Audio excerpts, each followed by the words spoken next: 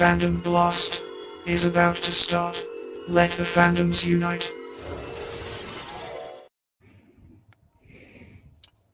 Hello and welcome to our new look, new content.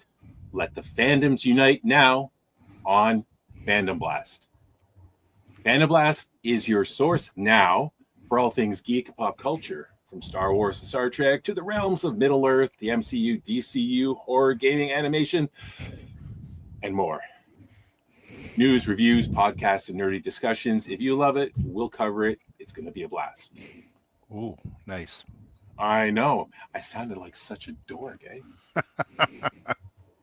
All right. So this is our kind of first podcast since the rebrand, going from,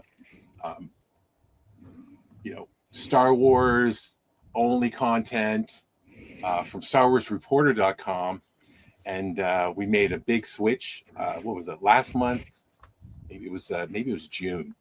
We made the switch, and it wasn't so clean because I didn't realize how much of a pain in the ass it was going to be for switching the social media over. Because I love that the security's good, where they take their time on making sure that you really wanted the name changed, but it took a long time. So I'm posting all this stuff for the new rebrand, and it still has that Star Wars Reporter logo. I think it kind of threw some people off, but so now instead of StarWarsReporter.com, we are FandomBlast.com. Love the name. And you know what? I'm really excited that we're going to be able to do more than just Star Wars. I've been loving posting different things and being able to just kind of to jump in. I was kind of getting crushed under the Star Wars we were getting, and maybe not getting. Who knows what we're going to get in the future? But this is going to really be a good look. And if you go over to fandomblast.com, here's some of the front page. We've even sold out, and we're doing merch. If you notice the mug. Oops. Wrong way. The other way. There it is. There it is. Nice. So we named the robot Blaster. So Fandom Blast. And so check it out. But again, we're starting off our new rebrand with the Good Podcast. Okay. So if you don't like that, you can send all hate mail to Trooper Todd at contact@fandomblast.com. Perfect. Thank you very much. I look forward to reading your hate mail. and he'll respond to your thoughts of this picture. So, but yeah, welcome. So with me, of course, we have Trooper Todd. Hello there, Steve. Thanks for inviting me to this initial Fandom Blast podcast. I'm excited to be here. Right. And we also have Jeremy. He's a newcomer. He's with his fancy background. He will be joining us. There might be one or two other people showing up later. They're a little late right now, but that's fine. We will flog them later. But you really should check it out, Fandom Blast. So we've really gotten to a bunch of other stuff. We have different interviews. This one here with Justin Rash, it was awesome. Todd actually sent me a video of this stop motion He-Man, and it blew me away. And I did a feature on it on the site, and then I thought, hey, what the hell? And I sent him an email and said, hey, do you want to do an interview? And so that was the first Fandom Blast interview we did on camera, and it was really good. And I think I sent him a copy of it, and he's using it on his site.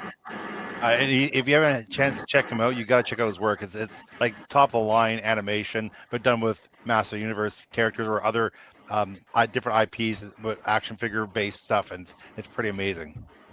Oh, it's so incredible! It made me want to go out and buy a whole bunch of He-Man. Right? How can you not? it was going crazy. So it was different artist interview. I interviewed this guy years ago, and I thought it was good because he has so much more art. That it was worth another interview. So as it's more than Star Wars, I went through the whole, all different parts of his art. And this one, I was talking to you guys before we went live. Jerry Vanderstelt, he is amazing. He was actually commissioned for a lot of art for Lucasfilm, and apparently George Lucas loves his favorite Yoda is from this guy, Jerry Vanderstelt. So really good interview there. It's just like a Q&A kind of interview that's posted. So can you imagine that? Like, you do a painting of Yoda, and the creator of Yoda thinks it's the best one. Like, wow. Yeah.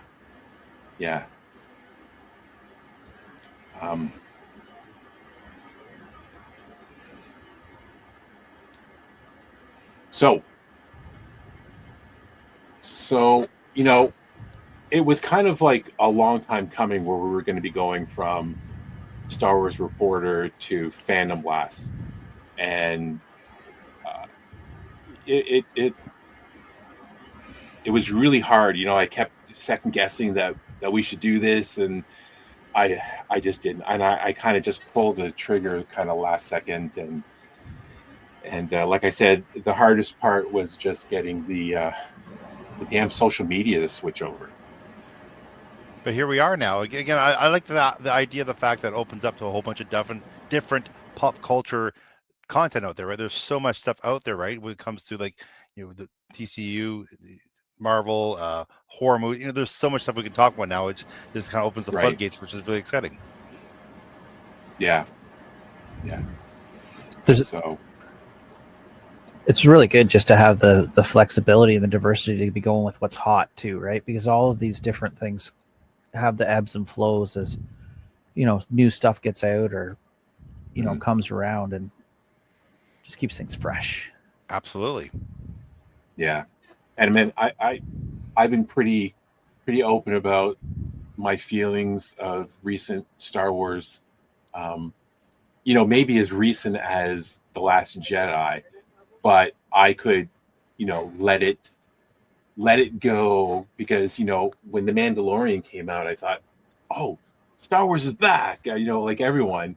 And then by the last season, you're like, oh, where's The Mandalorian? And every other series that came after that was either kind of hit or miss. It just didn't seem like there was such a, at least in my head, you know what it felt like? And I've said this before, I might have said this in a podcast. It felt like watching a dying friend who's dying of cancer, and they don't know it, and everyone else knows it, and watching them slowly die. That's what it was like for me watching Star Wars. And yeah. But the nice thing about Star Wars is the fact that now there's a new person in charge, right? And so there's new direction, new creative people, sort of thing, right? So with Kathleen Kennedy, I think she took some big swings and had a lot of misses, and now we'll see what happens next, right? So I'm looking forward to see what comes down the pipe for that. And have an open mind. And same thing, look at DCU, like they got rid of whoever else was running it before. I don't think there was one mind; there was a Sure. hive mind sort of thing, and it was just a disaster. Right, so they're bringing James Gunn to be the new the Paul Kevin Feige from Marvel, and I have a lot of faith that he's going to do a good job and steer that ship in the right direction. Mm-hmm. Mm-hmm. Let's hope. With DC, with James Gunn taking over, this really is a last ditch chance for DC to get something going with their movies, and I hope they're not going to be like in a rush like the last time. They seem to want to, where Marvel took 20 years to do their whole thing. It seemed like they wanted to do catch up in a couple movies and already have like a Avengers thing going. And I don't think that James Gunn is going to do that. But you could also say Fantastic Four was also a desperate need by Marvel because there are different phases after Endgame just haven't been doing any, and like it hasn't been doing well.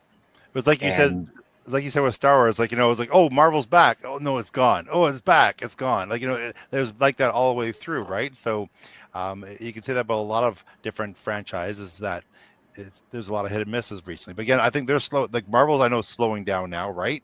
So Yeah. the next movie's not coming out. The next movie coming out is Doomsday, right? So, and that's not coming until next summer. So there's nothing from now to there. Then, so they're slowing down Right. a lot. And I know James Gunn. I've seen an interview. He said nothing's going to release until script's ready. So and that's his approval on the script. So yeah, I think that's the great direction. Concentrate on telling good stories. Don't rush it. Don't water down the content. Make sure that you're doing justice to the characters, not just trying to do a cash grab. Well, Yeah. I think that's like you said, something that's really good there, Todd, is let's tell good stories. So much of these remakes and some of the movies that have come across, and like you can name it from Star Wars to Marvel to DC. It's look, this really sold last time. Let's sell another one quick. Yeah. Right. And then that's how they sign the same actor for five movies, and then they got to pump them out before that character's too old. That actor's too old to play the character still. But if they just made good stories, they'd be so much better off. You look at Jurassic World, right? When the first Jurassic World, I said, hey, Jurassic, they actually made a good movie. Then they made the second one. Yeah. They made the third one. Yeah. Now I haven't seen Rebirth, the new start of a trilogy. So I haven't seen that, but I hear decent things about it, opposed to how bad Dominion was, because Dominion was awful. Sorry, my opinion was not very good. Yeah, it's kind of hard to miss, like as dumb as it, as time goes on with the different movies, it's still people show up for it in droves, right? It's kind of that fun of let's see what dinosaur, how they're going to kill that next person. And it becomes that less about the story, more about the dinosaurs killing people. It's like Transformers. Like, how is Transformers like I haven't seen a good one since 3, and 3 was okay. Like really, has any of the Transformers movies been fantastic? The first one was great. I hated the ending. Second one was all of it, like, it didn't have good pace. Third one I thought was good until the end. It was too easy. Fourth one I thought was a mess. Fifth one I thought was awful. The Beast Wars, it was fine. But again, they still make the movie, and millions and millions of people are watching it. I don't, and they're not even to those movies. They don't look like they're not even trying for a script. They're not even like pumping them out. Yeah, and they're not even being like storylines aren't even connected. It's like next movie's like, oh, it's like nothing ever happened left one before. It just seems really weird, and I think it's just treating the audience like they're dumb. I think I don't know, it's just weird. Well, like for me, I look at things like when Game of Thrones first came out. Why did that take off so well? And it was because they took a story, like a very strong story from the books were already pretty much all written. And then they adapted that, but it was something new. It had a variety of strong characters. It had a strong story, and then they put it on screen. And I think there's more stories out there rather than just taking the easy route and kind of going through over and over again. You could still go through and do the same stories. Like, I think about it, the original Batman when we were kids, right? We're back with the pow and zam. Well, why did we go see that first iteration of Batman when it came around? Well, we remembered it from our childhood. So if you give enough time in between, there is the opportunity to go back and tell stories again. But when you're just trying to pump out, this is we're on the 9th iteration of Batman now or something. And it's starting to be like, geez. Now, I have really enjoyed the Batmans, probably one of the weaker examples I could have chosen, but there are other superhero movies out there that are much worse, like Fantastic Four. The one that's just come out. They really just, from the outside looking in, it looked like, they're just rehashing the other movie and just telling the same story again with a few different actors. See, I totally disagree with that. I thought that was the first Fantastic Four movie that was good. Like the others, again, not that I'm a huge Fantastic Four fan, but I'm a much bigger Fantastic Four fan than I am Superman fan. I thought it was actually a good movie where I cared. I had the emotional points for me. I thought again. It wasn't Endgame, it's not Infinity War, it's not Spider-Man, it's not Deadpool, but to me, I didn't think it was a failure. I thought it was better than Superman. I really enjoyed it lots again, but I don't feel like they didn't retell the whole entire origin story, which I really liked with Superman, which I really liked about Fantastic Four. They didn't tell the whole entire origin story over again. So here it is. You've already seen enough iterations of it, right? Like, even with the current Spider-Man with what's his face, they didn't tell his origin story either, right? Just you get the idea. Let's move on. I think that's a great way of doing it. And then you introduce little sub points, like Superman. Let's go Superman. We talked about the video from his parents, sort of thing. They're watching and how it's all encrypted, which is a totally different take on the parents, right? Which I thought was a nice little twist. But again, we didn't need to know everything how he started. We found he was a baby. Great, we know that. But then the whole videotape where the communication crystals, came out later on. It was a nice little twist. It was different from the original, and I really liked how that worked. Yeah, it gives enough information for somebody that doesn't know the story, but doesn't totally bog down the story for those who do. Yeah, and Fantastic Four, like Reed and Sue was already married, right? They didn't go at the beginning when they weren't married. She was pregnant. You know what I'm saying? Like, if you haven't seen the movie, apologies, spoilers, but there's already established they've been together for a long time doing a lot of good work, right? So we didn't have to go right to the very beginning. The difference for me, like for me, Fantastic Four and Superman in the summer is kind of like the Barbieheimer, or what do they call that, right? The Barbieheimer, Oppenheimer. Same thing, right? So basically, it was the two movies then that made all the money. And were different movies, right? So people were trying to compare them, but it was just like it was kind of that first time when people started going back and spending money in the movie theaters. It was a big deal, right? Here it seems to be the same way. Now, where I think Fantastic Four did it right over Superman was showing the montage of them being heroic, right? They didn't go through all the origin, but they did show scenes of them being heroic and different stuff with like a news montage, where in Superman it was just a screen with words coming up saying Superman has been out for a few years, he's done some cool stuff, and then it's like ass kicking the entire movie almost. So you didn't get to see him being heroic, not even saving a cat from he saved a squirrel, not even saving the cat from a tree, right? So you had that difference where you didn't get the audience jazzed up, right, in of all the stuff happening with Superman, and then get into the story of him not being all powerful, which I'm fine with. But you never got to see Superman being heroic until like the end, for real. No, like there's maybe one other scene. He stopped the big creature. Right. I mean, there was that little scene.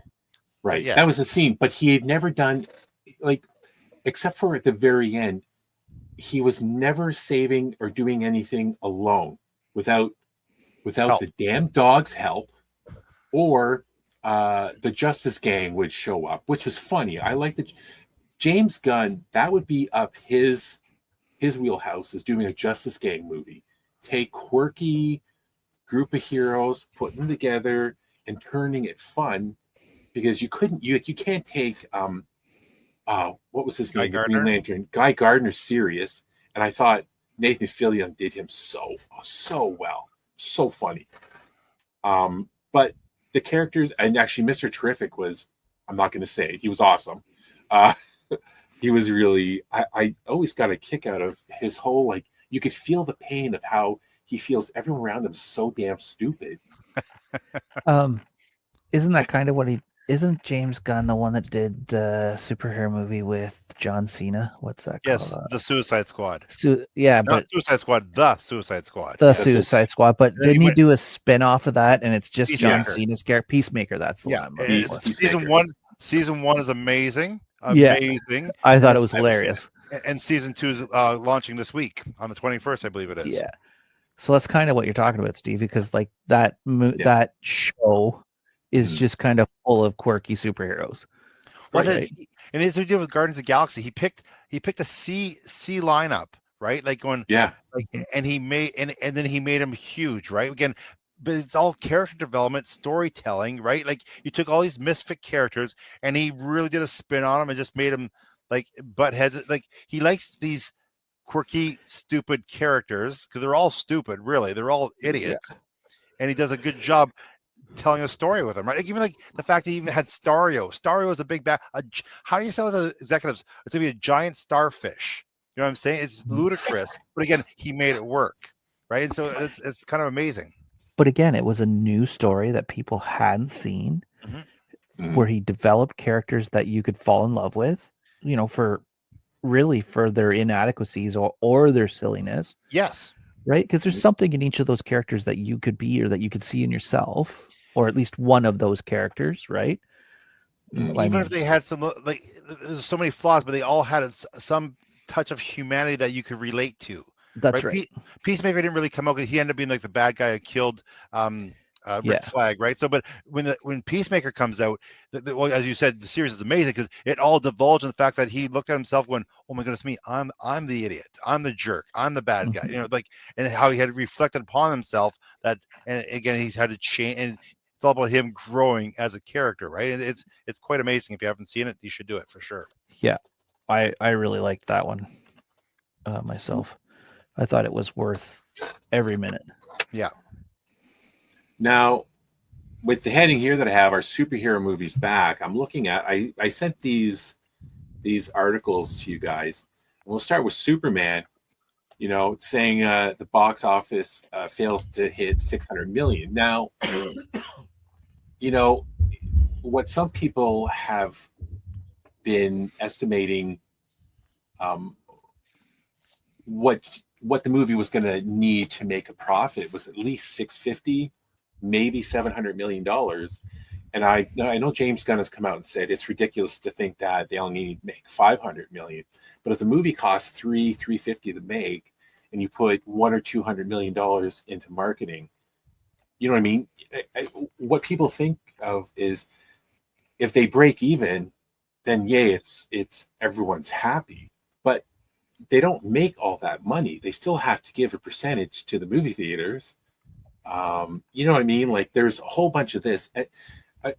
You know, I was hoping that Superman would easily jump to $1 billion or close, you know, or on track for it. But it doesn't look like they're gonna do that. And even looking at Fantastic Four, right? I mean, I was just looking up the totals. I think it was in this article, and it was like, you know, it was just under $500 million, and it's dropped off 80% drop off after the second week. So, you know, they're not going to make probably a profit on this as well, and they really needed to. Same with James Gunn going forward with the DCU. So, are superhero movies back, like as in a moneymaker, or is there fatigue in superhero stuff, or people just didn't like the story? Like well, what is this? Because Superman, I love Superman because I felt like a comic book, but it didn't have, for me, the heroicness in it.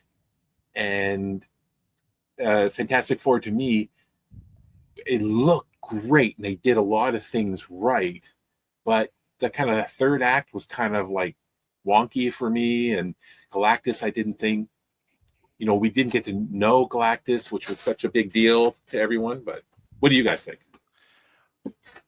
Well, I'm just looking at the box office stuff. Like right now, like Fantastic Four is still number 4 in top 4, and Superman's number 6, right? So again, they're still doing very well for all the movies that are coming out every week, right? So they're still pulling their weight, sort of thing. Again, I think the big thing for Superman is they need to make a good movie.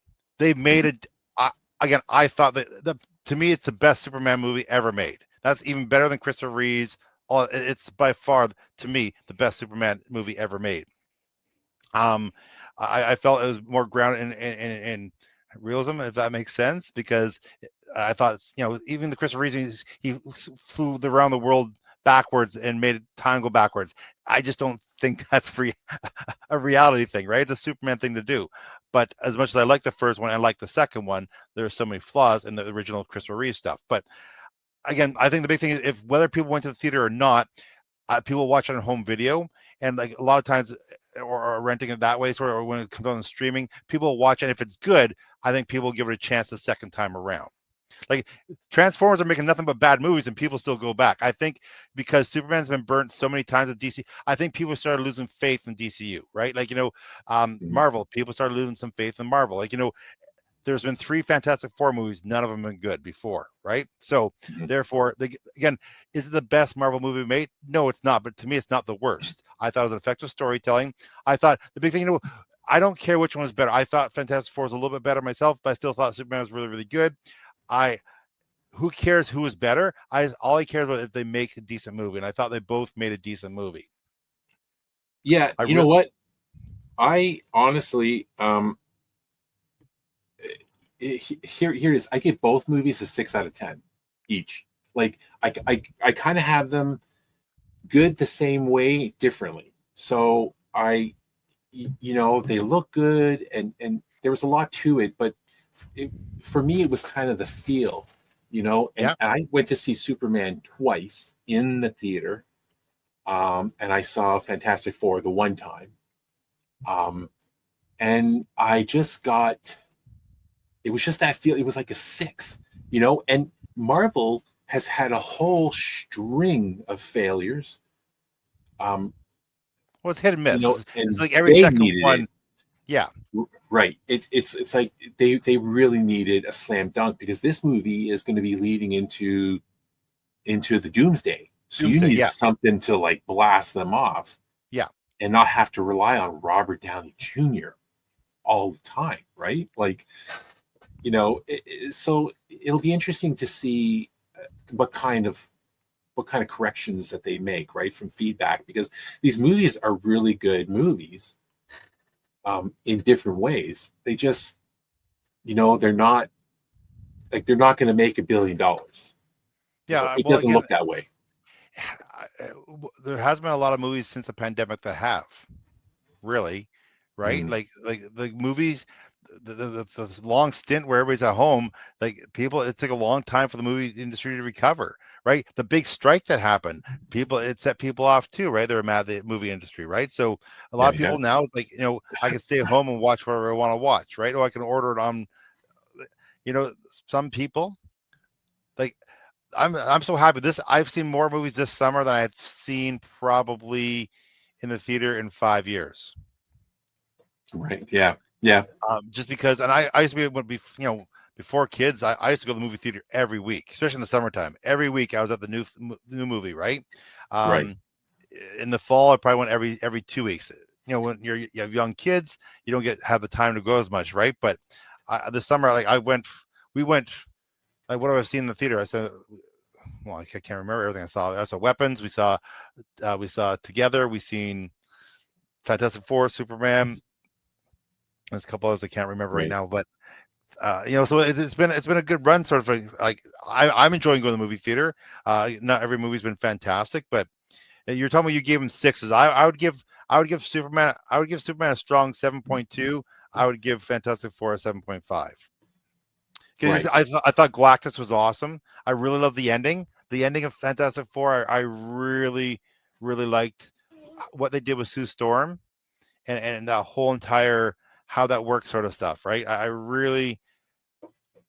even like the storyline, the whole simple fact, in case you haven't seen it, but basically comes with an ultimatum. Right. Give up your child and Galactus won't eat your planet, right? And so the whole world was kind of turning on, like, you're being selfish, save the whole entire world, give up your kid, right? Right. I thought it was a nice little touch in the storyline. I'll admit that I thought it's Fantastic Four started much slower than Superman, right? But I just liked how it built up, and I really liked the ending. I liked how good Galactus looked. I liked how his ship looked. Like they didn't go small. It was big. It wasn't a cloud. like he Right. was in the original Rise of Silver Surfer.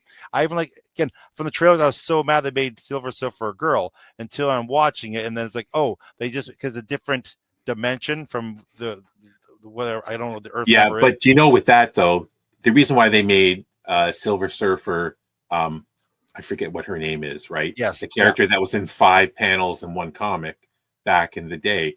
They she's made in it. more. Made She's her in more. female. I have a whole issues of the whole thing. There's lots of issues with her in it. Lots. But they made her because apparently they wanted to have a love, like a love interest for Johnny Storm, and obviously they must have cut that stuff out because they wanted to have a love interest. That went nowhere, right? So I think that was a bunch of the editing that they did at the end. That and I just think it was kind of silly that we don't always need that in every movie. They already had a love story. It was Ben Grimm, Reed and Sue Storm, right? They have those. That right? was also Ben Grimm, the other girl that the art gallery yes girl too, right? Yeah, and that was kind of sort of.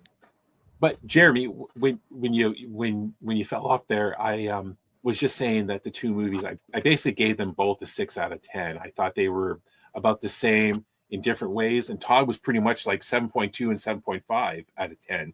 So I mean, even you agree they were kind of similar excitement and stuff like that. And here's the question though, it's like both of these movies needed to be 9s, 10s, right? In the public's eyes, just because of some of the failures from both sides, right? Especially DC when it comes to the movies. Like, I just remember people were reserved to say, well, DC's good at comics and animation. They should just stick with the animation. Yeah, and in some sense, like I question a little bit the decision making of the people at the top, of the people in leadership. If they're looking at these movies as having to be 9, 10s and blockbusters, like especially on the Marvel side of it, why are we picking the Fantastic Four to make a run at a 9, 10? Right. Every movie so far has really been a box office disappointment, whether you like the movies or not. I wasn't so against the ones before. I actually really liked the guy they chose for Thing in the old movies. I thought they really did a bang up job. Johnny Storm, I thought they did really good on him. Mm-hmm. I liked who they picked for the characters for the most part, even for the people playing him in the new movies. I disagree a bit with changing Silver Surfer to a female. I honestly think they could have just put Nova in the same spot and basically had the same movie. That's exactly what I thought when I saw the trailer. Why are they just using Nova? That to me makes more sense. To me, that I understand wanting to have strong female roles in these movies, but I think they're there. Like, you just have to pick the right character and develop it in the right way. And Nova's got a great story. She's attached to Fantastic Four. If you go back in her history, there's a powerful story to be told there that hasn't been told before. Why didn't we make a run at that instead of just trying to, alter the Silver Surfer? Is probably one of the, if you're a Silver Surfer fan, you're all in on Silver Surfer.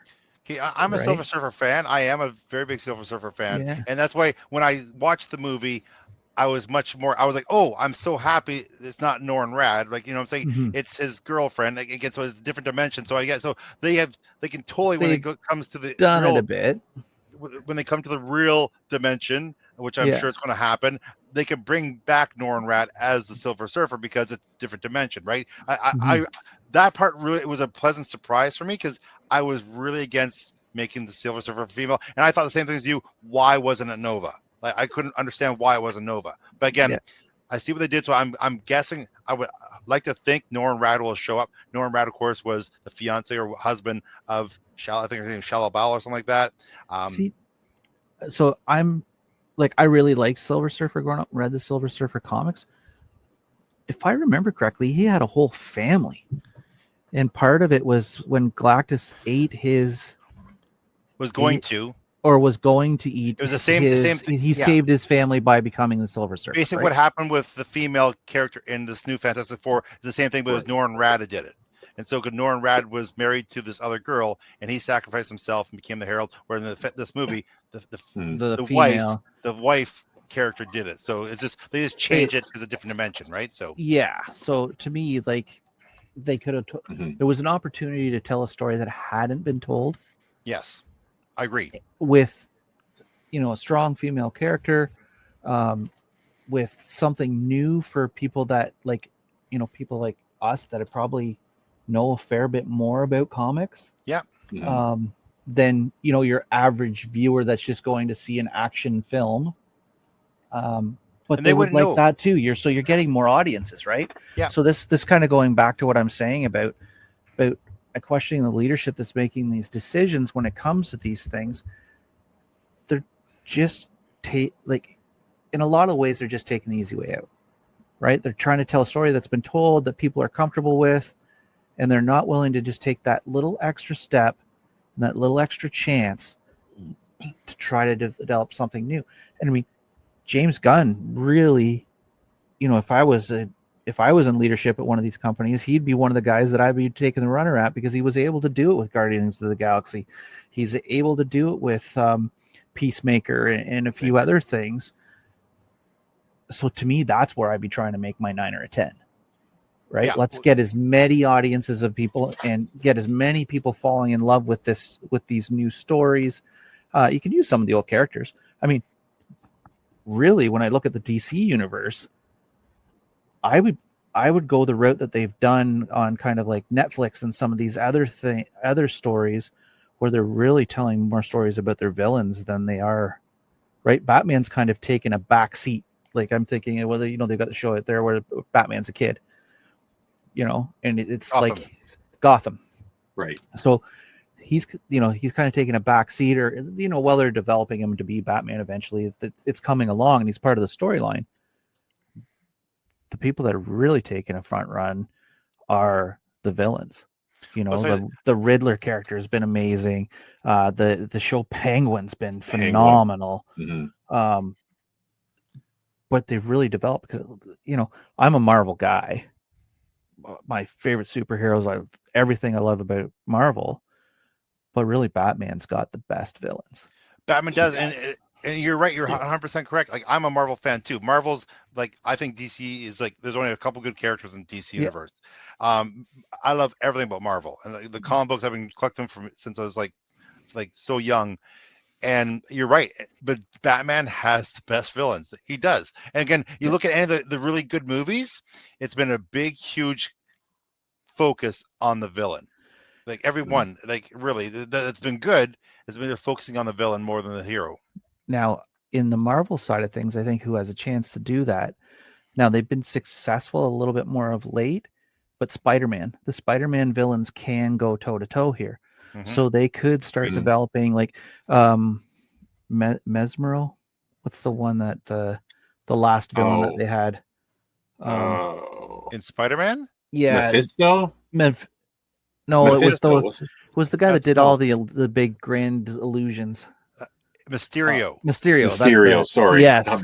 So they developed that one a little bit better, and kind of started, to me, it looked like they might be turning that page. But there's all kinds of other villains. They really haven't done the Rhino yet in any great. No, they haven't. Justice.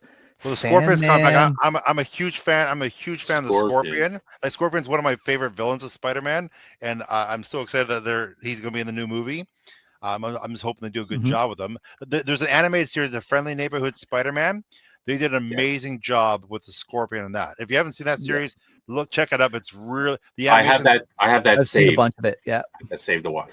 Yeah, I haven't seen all of it, but I've seen a bunch of it, and you're right. It was top notch. Yeah, and again, they changed the characters, but again, a whole new storyline sort of thing. But again, really enjoyed it, and the Scorpion, they did justice to that. And they had the Rhino on that too. And again, I agree with you 100%. I agree. Next to Batman, the character that has the best villains is by far Spider-Man. He's got a great, I'm a big Shocker fan, even though Shocker's a loser. Yep. Shocker's one of my favorite villains. This is where he wears a mattress suit. I just love him. The Rhino, you brought the Rhino, fantastic. Green Goblin, Hobgoblin. Green Goblin. Go down the list. Craven the Hunter. Craven the Hunter. They haven't told the story about Death of Spider-Man yet. Nope. Like there's a huge one. Absolutely. I thought they might be teeing that up when they made the Kraven the Hunter movie, which was okay.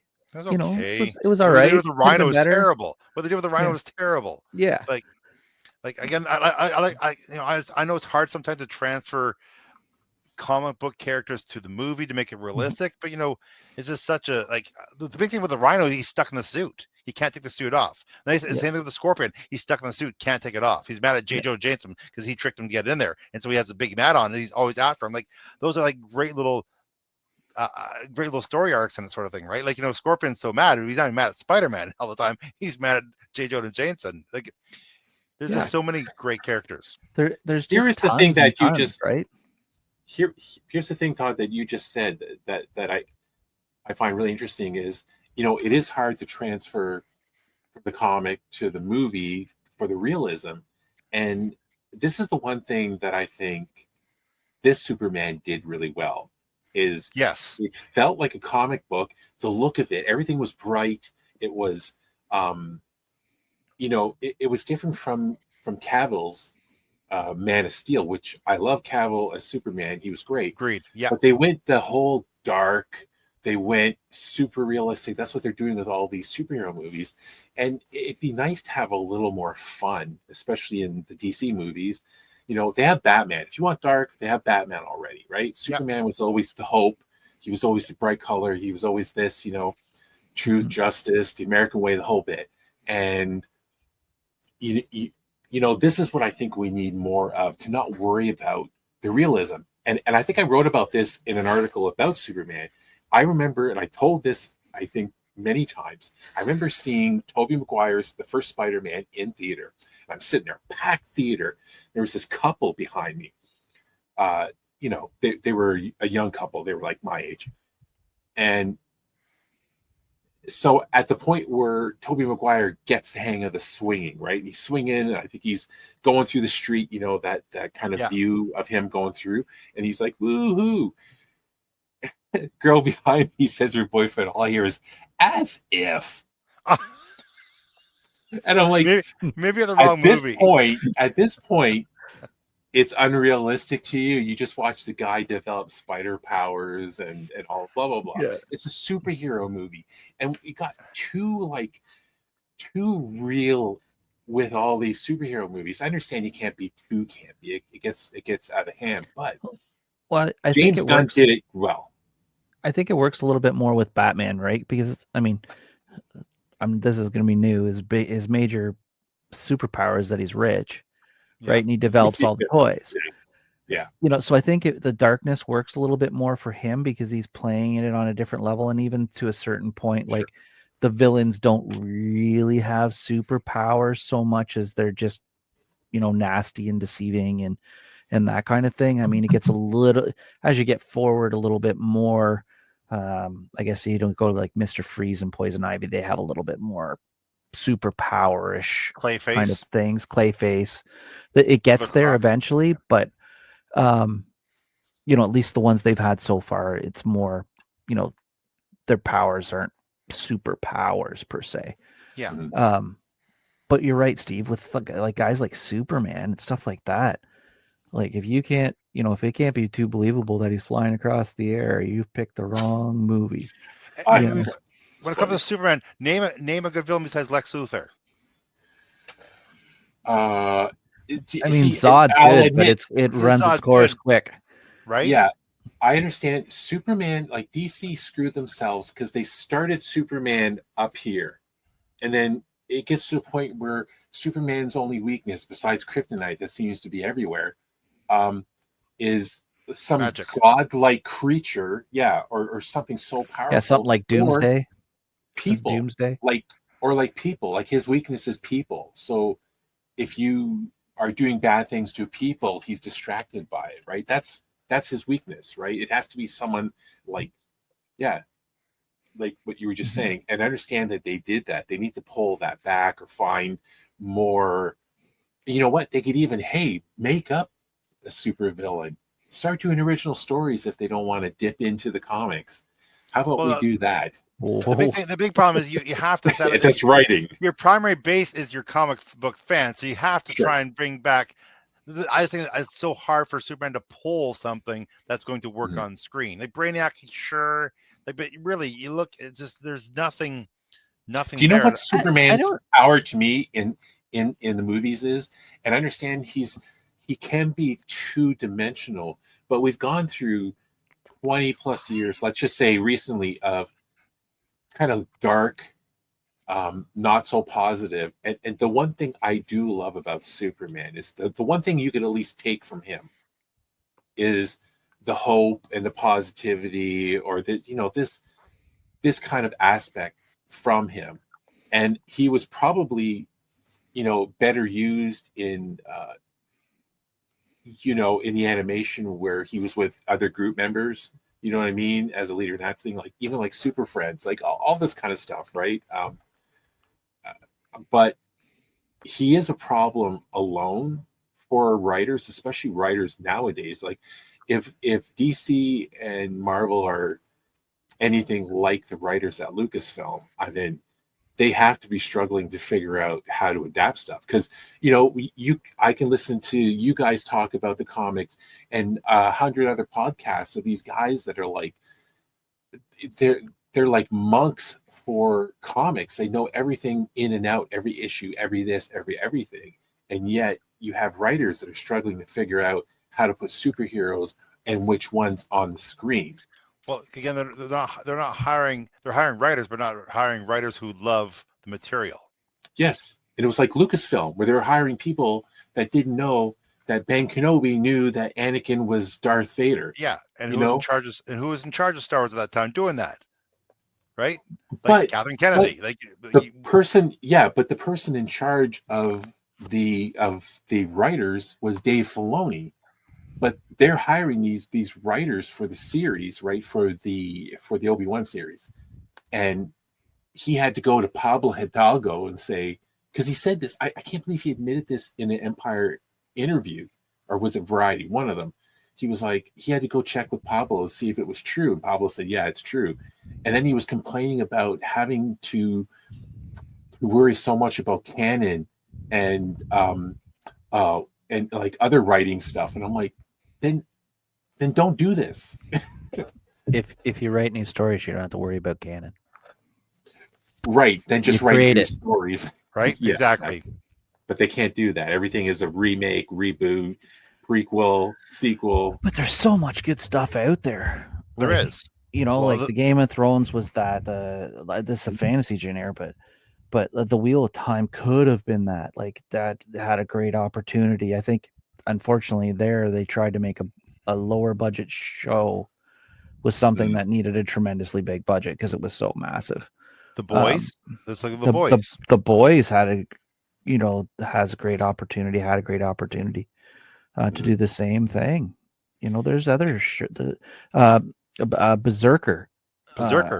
Keanu Reeves, there's word that's going to be starting to production, right? Like that'd be fantastic. Like I'm hoping that's half as good as it looks. It's gonna be.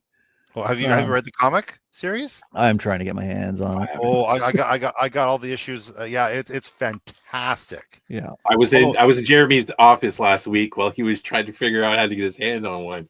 Oh, it's so good. It's I got lucky. I was in the comic shop. I saw number 1. I picked it up. I was like, "Oh, this is awesome!" And there's like 12 issues. To me, I think the last issues.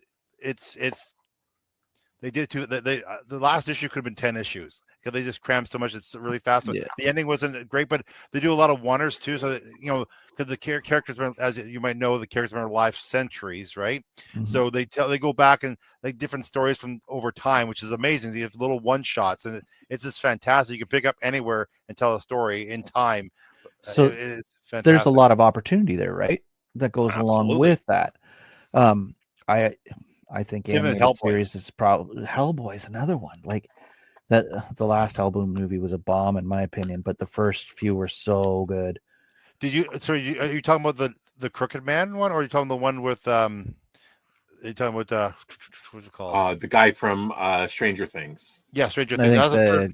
guy from Stranger Things. Yeah, there's a one after. They made another one after that. It's called the Oh, Crooked really? Man. It's low budget. It's lower budget, but Yeah. it's really it's good. It's good. It's not the big budget like the other ones do, but it's good. It's creepy. It's very eerie. It's not fun, but it's really dark. My wife really I have liked that it. saved, but I haven't watched it yet. Oh yeah, Yeah. no, I'm not talking about the Crooked Man one. Yeah, it's good. I thought it's not Guillermo del Toro's films. Like, let's face it, like those things were epic, amazing stories, Mhm. and so I good, love right? them. Yes. There's word that maybe he's going to come back and do the third one. I've read some stuff about that. Like, Oh, wouldn't that be nice? oh, it would be so good. It'd be so good. But he's so flaky sometimes, from what I understand. Like, he just kind of drops off projects. Like, he did that with The Hobbit. It could have been his Hobbit could have been so good, so good. Well, there's always creative differences, right? Again, that's under Yeah. I was under New Line, not Warner Brothers, right? But like, Yeah, I sometimes think that Warner Brothers, it was all their fault. I think they were screwing around, and it went past his time, and he was just kind of done with it. I think it comes to a point where if the stalling or those roadblocks. Again, he's a guy. He's a very creative guy. I'll always move on to something else. And again, he doesn't pump out a lot of movies. Like, he spends years in between movies, right? For like, sure. Do you know what I would love to do? I'd like to do a podcast one time with just talk about, like, comic book characters that are, less known or you think should get more views. Like, sorry, I just had to pop this up because this was you reminded me of this again, Todd. You pointed out a toy that was coming out, and I actually bought it that day, got it the next day on Amazon. But I remember going across the street every month and collecting Rom Space Knight. Look at that. I mean, he's even fighting Wolverine here. Oh, my lighting here is terrible. Damn. So it was just he might have hit something from Wolverine I didn't know about. Yeah, he there's a few issues where he's fighting Wolverine, and there's a whole bunch of different Marvel characters. But I was always fascinated with the way that he looked as a kid. He had a terrible, terrible toy back in the day, but he did. And I remember the toy commercial, and I remember because you were the one talked about Rom. I knew nothing about Rom until you started talking about it. I knew the toy was out there. I remember seeing the commercials on TV, and that's why when I saw it, I said, well, I got to tell Steve this because I know he loved Rom. There it is. This is way better. Looks awesome. There you go, like that. Yeah. Yeah.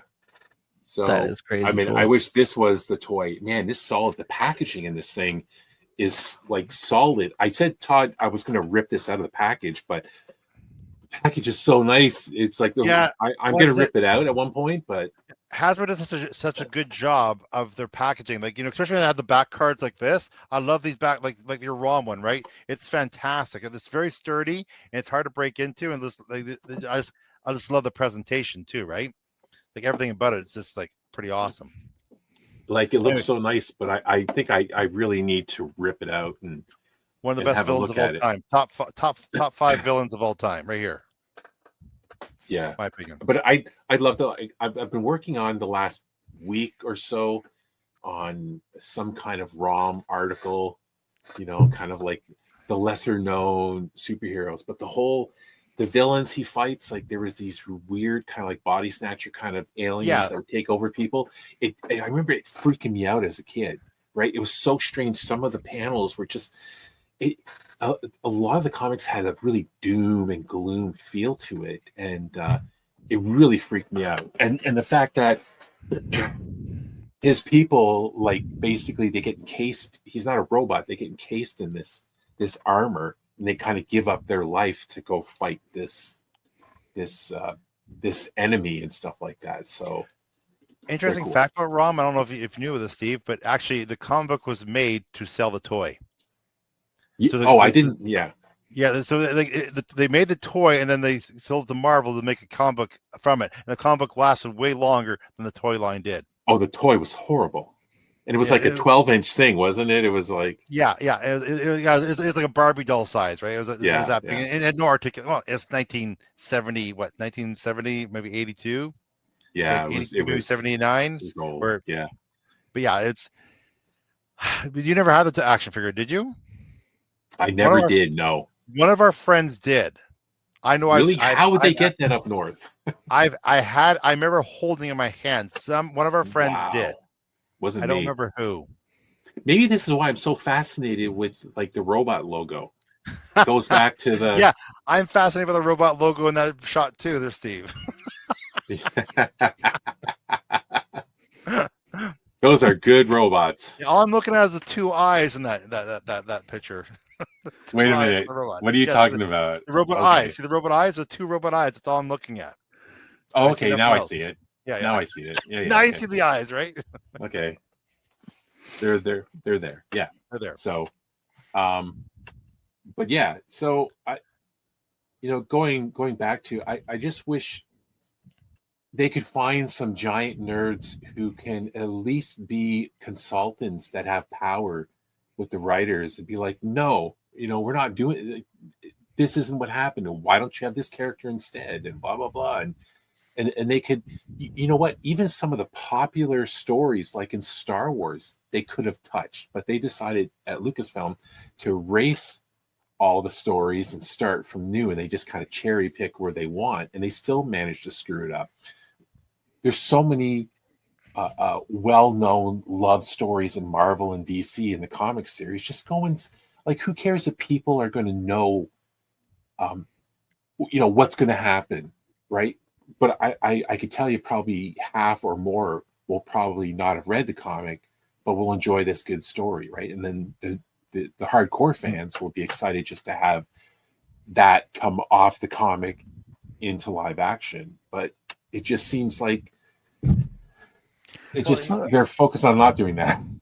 I did a Google search the other day that said Marvel has something like 80,000 characters.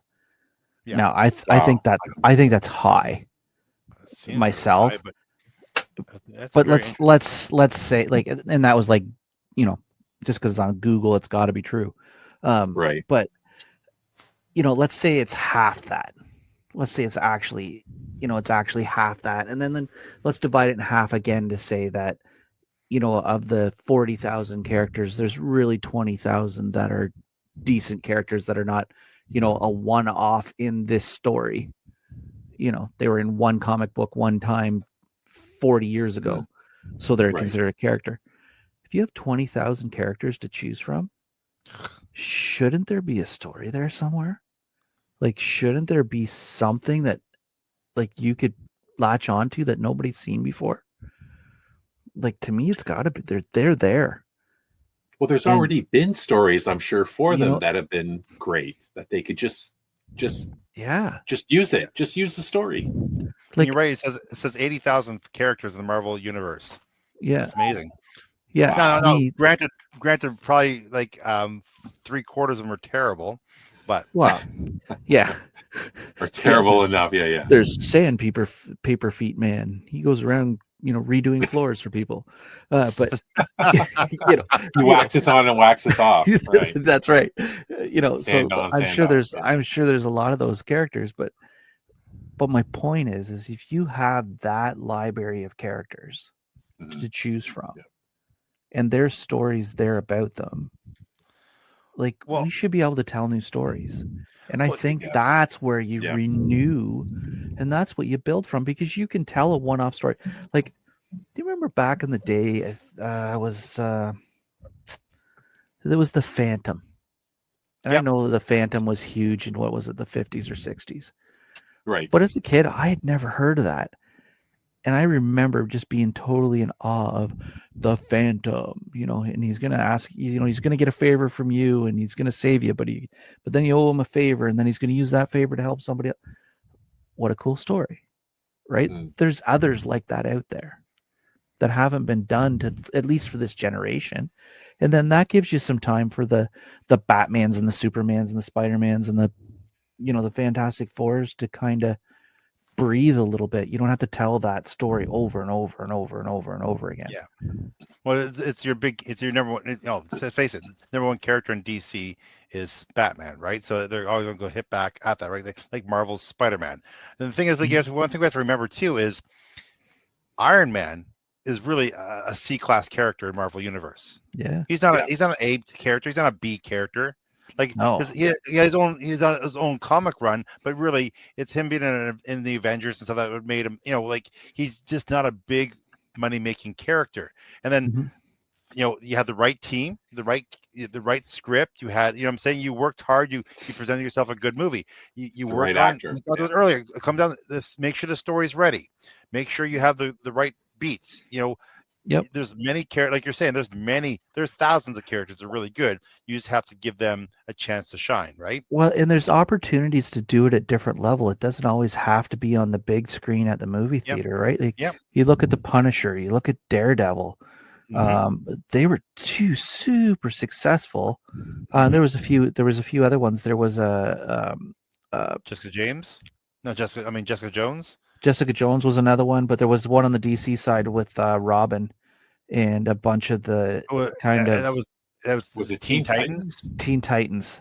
They did a really good job on that for the most part, but again, it was done on a smaller level and shown on things like, the different, was Netflix or one of those CW. providers. CW, like, because I think Warner Brothers owns CW, so all the they had all those. Yeah. So there's DC. these different, so you can do I'm going to say a lower budget superhero on a lower budget platform with a lower budget and be really successful, right? Like the Punisher is the one that really, to me, made it. Like that one, they should have ran hard with that one. Yeah, like much harder than they did because they had the right actor, somebody that that everybody loved. The guy there from he was in Walking Dead, and I can't remember his name either, but I know who he is now he's doing big screen movies, so it's going to be hard to get him back. But if they had made a run at that when they had him, they could have had some longevity. He's in the new Spider-Man movie. He's going to be a big character in the Spider-Man movie. It's called something. But that's how you try these characters out, right? Some of these other characters that you're talking about, you could try them out on a smaller screen, and then you can pull them into that movie, that big movie, to make it more robust.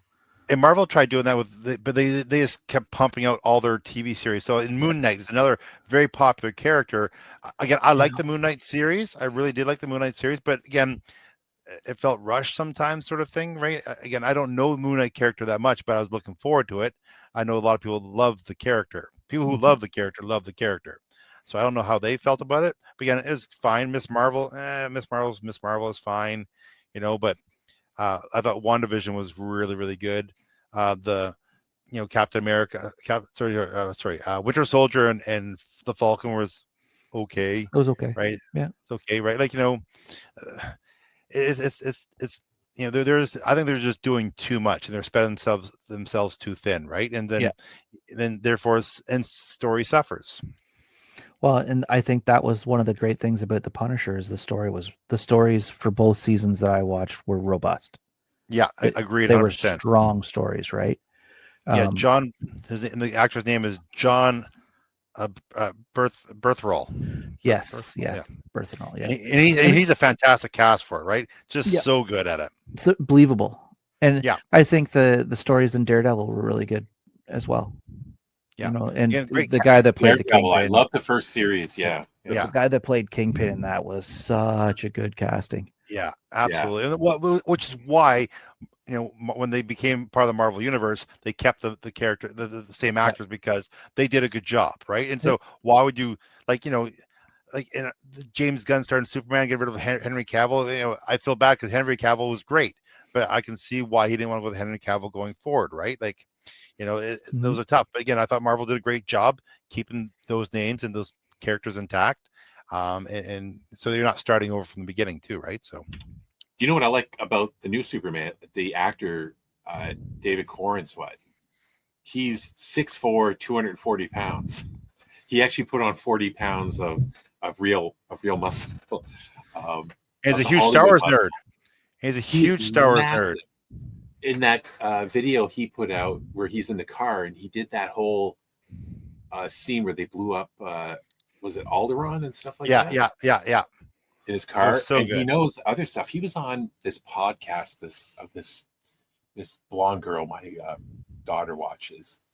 And it was like it's medieval themes. It's like a silly kind of a podcast. We had to come out with like a cape on and he is it's funny. The last two Supermen have been the biggest nerds ever, right? Henry Cavill posted a picture on his Instagram one time of him in Switzerland, and he's in this lab coat. There's a whole bunch of people. They look like they're at the little science tables, and he's painting.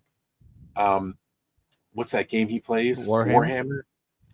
And he's got glasses on. He's painting. He was at a 2-day painting seminar clinic in Switzerland or Sweden, painting. And he's posting these things. It's so funny, right? So whenever I see nerd things, I always send these to my wife and say, "See, nerds, us nerds are hot." And I send stupid things like that, right? Or whoever happens to be, right? I'm like, "See, us nerds are hot. You're the outsider." Blah blah blah. So it's just kind of funny, right? Like even, but so yeah, I think there's some good choices that they're making. Like I still feel bad for Henry Cavill that he never got a proper Superman movie. But maybe have you heard the rumor where they're saying like, because in this interview, James Gunn said, yeah, he'd love to cast Henry Cavill for something. And I don't think Cavill will ever do anything other than want to be Superman. And he's kind of bitter about that. But people are throwing around, because that cameo he did in Daredevil or Deadpool as Wolverine, people are like, all these memes. I think I posted it on our social media where it was like, Batman. Would he not make a great Batman? I heard about that. Yeah, he would make a great Batman. And it's Calvary, just the Calvary. He would be awesome. Now, if I was Cavill, I would tell them to stick their Batman in their arse. But I thought there was a rumor that he was going to make the Warhammer movie. A TV series on Amazon. Is that what it is? Where he's a producer. Well, I mean, the head of Amazon of the entertainment just got fired, so we'll see what's going on with kind of the entertainment. Like whoever comes in to take over, probably got fired because they let Wheel of Time go. There's a lot of things like Lord. I might be damned that that series got canceled. Well, Lord of the Rings was really expensive too. It was like the most expensive one, wasn't it?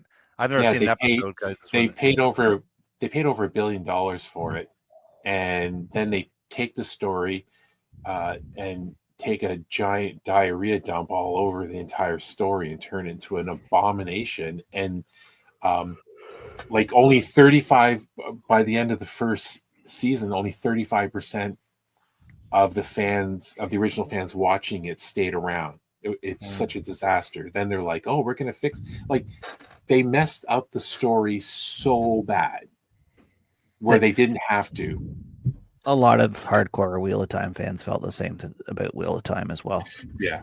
I was one of them. Like I've read all the books multiple times and really love that story. It's probably my favorite fantasy novels. It'd be a hard toss up between them and Lord of the Rings, but I thought they did a good job of Wheel of Time to adapt it to the screen because there was just so much there. You can't there's so many characters, you can't employ all those actors, so they had to kind of change the story a bit. And I thought they did a decent enough thing with it. I'm hoping it gets renewed somehow, somewhere, or brought back in another way somewhere, because I think the story is really good. But we'll see what happens with that one. I think it's dead for now. I don't know anything about Wheel of Time. Yeah, it's just a series of 11 books, 12 books. And IMDb. I would say go check it out, but it's only 2 seasons and it gets them into like the 3rd book. So, it's kind of a downer when you're just getting in love with the characters and then it goes away. And usually on IMDb they don't have if it's a series, it has the start year, but not the end year. This one has the start and end year. So I'm guessing it's been canceled. It was on Amazon and they canceled it. But the reason I brought that one back up is they had that running the same time as the Lord of the Rings came out, and I thought that was a big mistake because you were splitting your audience time. Oh, absolutely. Yeah. Mm-hmm. They're two, like they should have finished one and then did the other, because I think that would have been a way to keep your audience watching. Well, the whole thing that they're doing with, like, say, on Disney Plus with all the Marvel stuff, it's like, they're just pounding out so many things because they're trying to be like a regular news or network, right? So you have to have all these programs running all the time, but you're like thinning everything out, like what you were saying earlier. Like, it's just too much of all these things all at once. You have to spread I think it what's out got to happen here a little bit too is there's so many of these different services. At some point, we need to lose a couple of them, because, like you say, they're all pumping so many different things out just to keep refreshing things on their own services, that it's watering down the overall. Because I don't know about you guys, but I'm getting tired of paying $12 for the $12 for this one, $20 for this one, and everything's, I'm getting $10 to death on the different services because I want to watch one show on each service. One show. And that's the issue, right? Like, yeah, like we give up Apple TV. I always found that Apple TV just doesn't have enough programming to keep me interested in that sort of stuff, right? There's a couple good shows, but again, I don't want to pay for a whole service for a couple good shows. I think that Disney Plus is going to absorb Hulu. Like, Hulu is part of Disney, but I think, to make it look like Disney Plus was a good thing, they're going to absorb Hulu into it. So all the Hulu stuff's going to go into Disney Plus. Well, Disney's absorbed so much already. Like 20th Century Fox, they've absorbed a lot of stuff. Bye. Yeah. And I think a lot of these other places are starting to kind of merge all their pluses, all their social media stuff. So, but we'll see. Well, I think we should leave it there, guys. I think we had a good first time back, and we'll get into it with news in the future. We should, we'll start looking at. I'd love to get into watching some of these old superhero series. I was watching one DC one. It was what was it called? I'll have to get a list to you guys of what I just started watching. It's like I missed out on one of a lot of these 90s series I just didn't get into. So are you talking about animation series? Animation, yes. There's a lot of good DC. I agree. DC rules over Marvel in animation by far. There is so much stuff, like animated stuff out there that's really, really good. To watch. Yes, and the story is it's solid in animation. It's kind of like what Filoni has done for Star Wars with animation. The stories are solid, and maybe not everything else around it has been really good, i.e. Disney live action or DC live action movies have been terrible. Well, and then they're starting to take a lot of those animated movies and make them like actors playing them, like things like Cowboy Bebop. If you haven't seen that, you should.